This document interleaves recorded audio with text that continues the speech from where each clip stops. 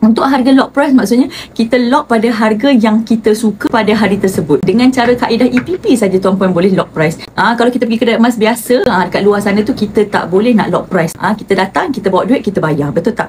Tapi privilege-nya dekat Public Code kita boleh lock price dengan kaedah easy payment purchase. Yang mana kita lock bukan lock suka-suka. Kita lock, kita dah set target. Target ada dua.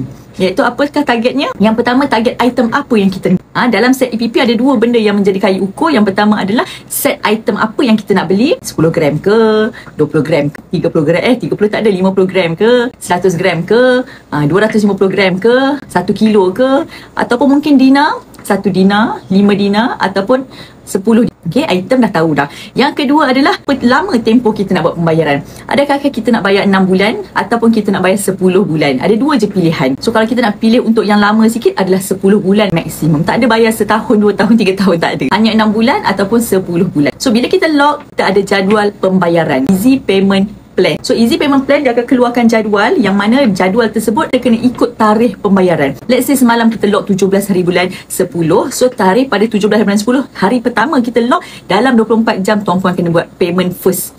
Okay, kalau katakan sistem hantar notification dekat dealer akan dapat. So saya akan dapat notification klien ni ada buat lock tapi tak bayar. Nanti kena penalty 10%. So kena bayar according to masa dia. So kalau saya dah dapat notification dah naik ni, you sedar ke tidak you lock ke you terlock? Itu pun masalah juga, ada yang hari tu terlock. Terlock nak padam tak boleh tahu. Sama ada you teruskan ataupun you kena bayar penalty. Okay?